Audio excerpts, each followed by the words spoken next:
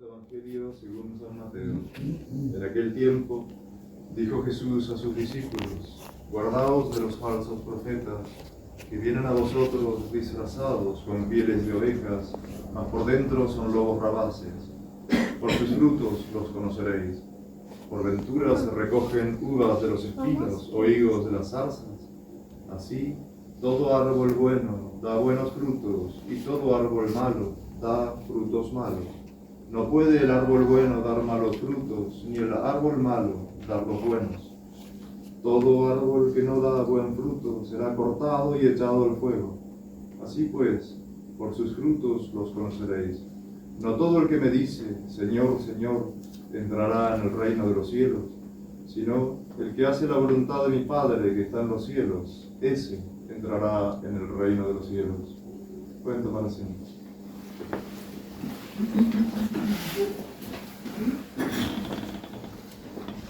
La epístola está tomada del apóstol San Pablo a los romanos. Hermanos, voy a hablar a la manera de los hombres en atención a las flaquezas de vuestra carne.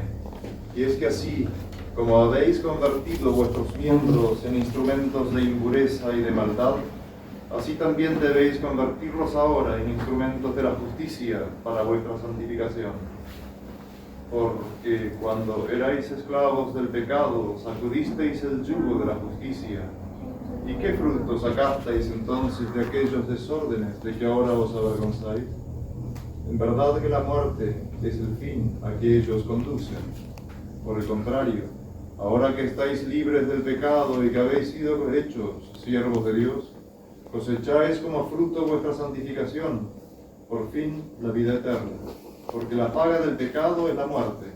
En cambio, la gracia de Dios nos da la vida eterna en Jesucristo nuestro Señor. En nombre del Padre, y del Hijo y del Espíritu Santo. Dios te salve María, llena eres de gracia, el Señor es contigo. Bendita tú eres entre todas las mujeres y bendito es el fruto de tu vientre, Jesús. Santa María, Madre de Dios, ruega por nosotros pecadores, ahora y en la hora de nuestra muerte. En el domingo de hoy, en el Evangelio que acabamos de leer, no todo el que me dice Señor, Señor, entrará por eso en el reino de los cielos, sino el que hace la voluntad de mi Padre, que está en los cielos, ese entrará en el reino de los cielos.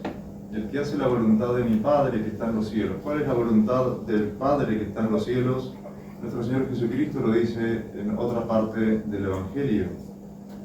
La voluntad de mi Padre que está en los cielos es vuestra santificación. Hay una vocación que es universal a todos los hombres que son criaturas de Dios, y esa vocación universal es la santificación. Cada uno en su propio estado, el que casado, casado, el que es religioso, el que es soltero, soltero, pero todos tenemos la vocación común, que es nuestra santificación. La santificación supone, como dice San Pablo en la epístola, como fruto la vida eterna. Si nosotros no somos santos, vamos a dar malos frutos, como el árbol de la epístola del Evangelio de hoy. Si somos buenos, vamos a dar buenos frutos, y el último fruto es la salud del alma en el cielo por toda la eternidad con Jesucristo nuestro Señor. Hay verdades que son antiguas y que son de catecismo, verdades que conviene recordar y meditar todos los días de nuestra vida, que es ¿por qué Dios ha creado al hombre? Dios ha creado al hombre para conocerle, amarle y servirle en esta vida y gozarle en la vida eterna. Todo gira alrededor de esa verdad. Todo gira alrededor de la verdad. ¿Y qué es la verdad? La verdad es Jesucristo, nuestro Señor, hecho carne. ¿Se acuerdan de esa parte del juicio de nuestro Señor cuando Pilato le pregunta a Jesús, quid est veritas? ¿Qué es la verdad? La verdad es el verbo de Dios, es la palabra de Dios. Y en ese momento la verdad misma estaba parada enfrente de Pilato y él no la reconoció y no esperó la respuesta, sino que dándose vuelta siguió hablando con la chusma que quería que Jesús fuera crucificado. La verdad es que Dios creó al hombre, y Dios crea al hombre a la imagen y semejanza. ¿Qué significa la imagen de semejanza? Quiere decir que Dios creó al hombre como Él mismo. Es imagen y semejanza de Dios, es decir, tiene libertad. Y la libertad es la docilidad a la verdad, a la inteligencia. A la inteligencia, y le dio también propia voluntad. Dios, en el paraíso terrenal, formó al hombre del barro, le dio forma y finalmente le sopló espíritu de vida. Y es muy importante recordar cómo nos cuenta el Génesis la creación del hombre. Primero Dios va haciendo toda la creación. Dios crea el cielo, la tierra, los mares, las montañas, los árboles, los animales. Y se va dirigiendo, por ejemplo, cuando crea los árboles, los animales, va dirigiéndose al ambiente en donde los animales y los árboles debían vivir, o los mismos peces. Dios habla con la tierra y le dice: produzca la tierra todo árbol y arbustos verdes. Produzca el mar los peces. Produzca la tierra los animales. Y cuando dice la creación del hombre, habla consigo mismo diciendo: hagamos, en primera persona del plural. Ahí vemos ya el símbolo de la Trinidad. Hagamos al hombre a nuestra imagen y semejanza. Cuando pensamos que los árboles, por ejemplo, si se desplantan de la tierra, o todos los arbustos que se desplantan de la tierra se secan porque no pueden vivir sin estar en conexión con la tierra. Los peces, cuando los sacamos del ambiente, del mar, del agua, se mueren porque no pueden vivir fuera del mar, no pueden vivir fuera del agua. Cuando quitamos al hombre de Dios, que es el propio ambiente, hagamos, no produzca el agua, los peces, no produzca la tierra, los animales o los árboles, sino que hagamos al hombre a nuestra imagen y semejanza. Cuando quitamos al hombre de Dios, el hombre, podemos decir que se muere espiritualmente, porque el ambiente del hombre es Dios. El hombre fue creado a la imagen de Dios, con inteligencia, con voluntad, que son las potencias del alma, con la inteligencia para conocer la verdad y con la voluntad para amarla. Son verdades tan sencillas, tan simples y tan olvidadas. ¿Qué es la verdad? La verdad es Dios. La verdad es el Verbo de Dios, el Verbo encarnado, la segunda persona de la Santísima Trinidad. Y todo lo que de Él se deriva es verdad, lo que no es mentira. Y tanto cuanto vamos a conocer la verdad, tanto cuanto conozcamos a nuestro Señor Jesucristo, a su doctrina, a su iglesia. Es Jesucristo el que nos enseñó a conocer al Padre. Quien no me conoce a mí, no conoce al Padre.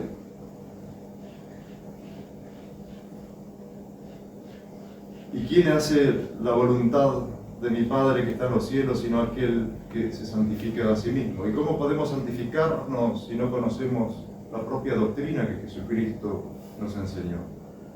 Nos enseñó Él particularmente, personalmente, en su vida aquí en la tierra, en el Evangelio, y nos la enseñó también a través de los siglos, por esa iglesia que Él fundó, que es divina, es inmaculada y solamente puede enseñar la verdad.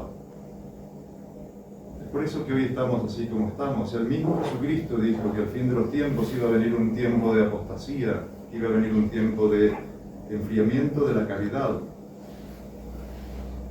Y todo eso es precisamente aquello que dice San Pablo de la falta de amor de la verdad. Llegará un tiempo en que Dios permitirá el espíritu del error para aquellos que no amaron la verdad. Porque el amor de la verdad supone una consecuencia y muchas veces supone sacrificio, la más de las veces supone sacrificios e incomodidades, persecuciones, burlas de parte del mundo.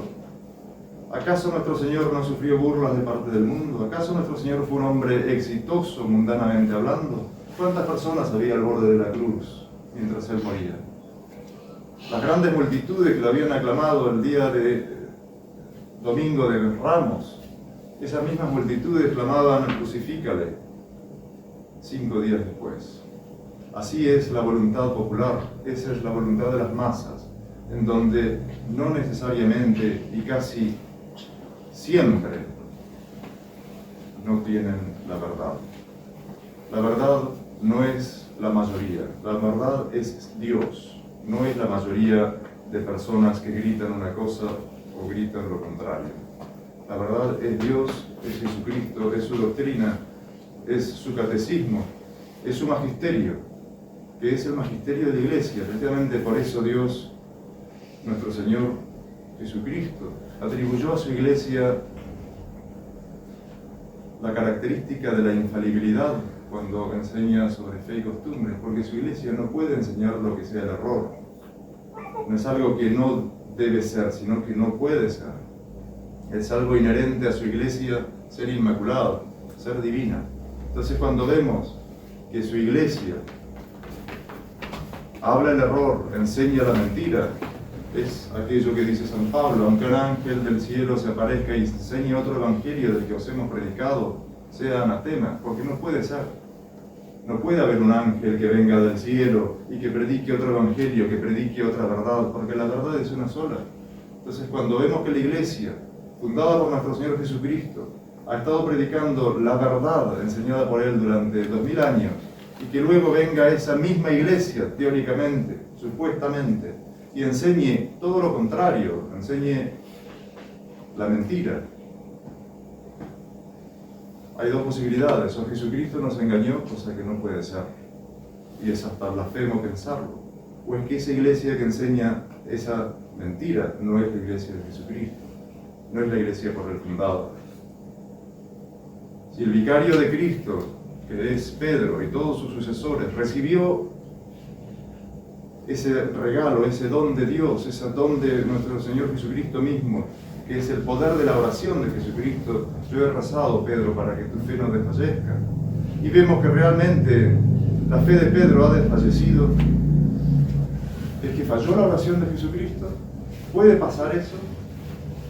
No puede pasar. Entonces queda la otra opción, que es que el vicario de Pedro no es realmente el vicario de Pedro, y es un usurpador, y que está vestido de blanco y sentado en el lugar santo. ¿Acaso no lo predijo ya el profeta Daniel? Cuando veáis la abominación de la desolación en el lugar santo.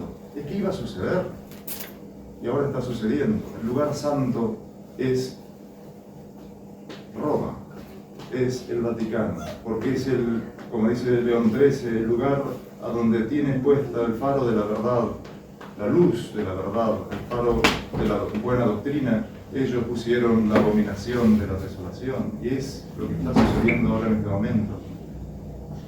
Entonces, ¿cuál es el consejo de nuestro Señor Jesucristo? ¿Cuál es el consejo de San Pablo? ¿Cuál es el consejo del profeta Daniel? Apartaos, porque no puede haber consorcio entre la verdad y la mentira.